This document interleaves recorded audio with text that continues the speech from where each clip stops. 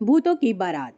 जी हाँ दोस्तों, मैं आपको सुनाने जा रही हूँ भूतों की बारात, एक ऐसी कहानी जिसे सुन के आपको मज़ा भी आएगा और थोड़ा थोड़ा डर का एहसास भी होगा।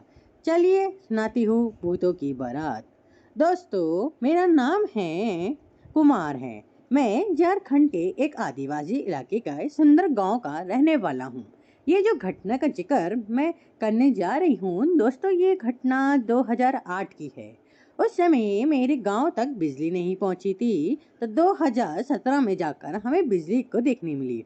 उससे पहले मेरे गांव में रात को घनघोर अंधेरा छा जाता था। शाम को अंधेरा होते ही बहुत कम लोग बाहर देखने को मिलते थे। मेरा गांव थोड़ा नक्सली इलाके में आता था, इसलिए भी लोग शाम होते ही घर में घुस जाते थे। घटना बरसात के दिनों की है। एक दिन मैं अपनी साइकिल में कुछ सामान खरीदने का एक छोटा सा मार्केट गया था, जो कि लगभग 10 से 11 किलोमीटर दूर है मेरे घर से। सामान खरीदते खरीदते पता ही नहीं चला कब शाम हो गया। अंधेरे होते होते बारिश भी होने लग गई, तो मैंने सोचा क्यों ना इधर ही रुकने का नाम ही ना ले रहा। बारिश के चलते मुझे दुकान के सामने ही रुकना पड़ा। रात के करीब 9 से 10 हो गए थे। उस समय बारिश थोड़ी कमी लेकिन थम ही नहीं रही थी। जब तक पूरी तरह बारिश ना रुकते मैं तब तक तो जा भी नहीं सकता था, इसलिए मजबूरी में मुझे रुकना पड़ा। लगभग 10 बज गए, पूरा मार्केट सुनसान हो गया। मैं अकेला वहां अपनी साइकिल और सामान के साथ था। फिर रात करीब 10:30 बजे बारिश पूरी तरह रुक गई। मैं खुश हो गया, भगवान का शुक्रिया अदा किया, लेकिन मुझे क्या पता था कि आगे जो होने वाला है उसके बारे में। बारिश रुकते रुकते मैं घर जाने लगा था, लेकिन कीचड़ और पत्थर के कारण मैं ज़्यादा स्पीड से नहीं जा पा रहा था। ऊपर से एक हाथ में टॉर्च और एक हाथ में हैंडल। कुछ देर जाते जाते मेरा नसीब मुझे दगा दे गया। लगभग 2 से 3 किलोमीटर के बाद मेरी साइकिल का टायर फट गया। मेरे पास कोई और चारा नहीं था सिवाय साइकिल और सामान के ठेले कर जाने के अलावा। बरसात के दिनों में रात के करीब 11:30 हो गए थे, जो कि काफ़ी डरावना होता है।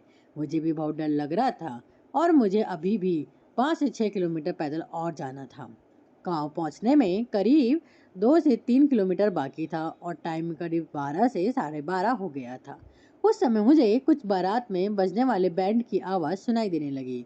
मैं खुश हो गया और सोचने लगा, चलो लोग तो हैं इधर और ऊपर से बाराती, तो मेरा डर खत्म हो जाएगा। जैसे जैसे मैं करीब जा रहा था मुझे आवाज़ जोर जोर से सुनाई दे रही थी। मैं खुशी से जा रहा था, लेकिन ये जो खुशी थी ना वो डर में बदलने वाली थी। मुझे जरा सा भी अंदाजा नहीं था। जैसे ही मैंने करीब पहुंचा तो मैंने देखा, उसे देख के मेरे पैरों तले जमीन खिसक गई।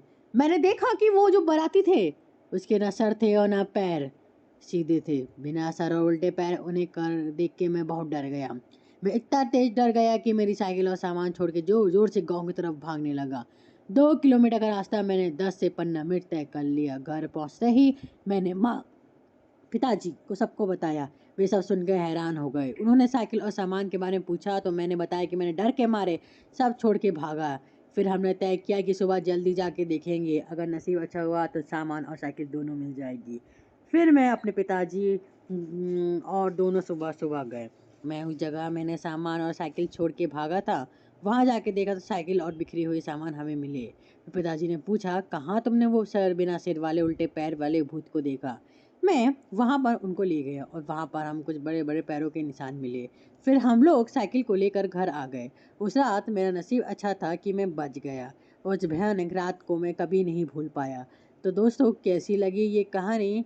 आई होप आपको मज़ा आया होगा। थोड़ी थोड़ी हॉरर लगी होगी तो अच्छी लगी तो लाइक करिएगा दोस्तों, सब्सक्राइब करिए और शेयर करिए।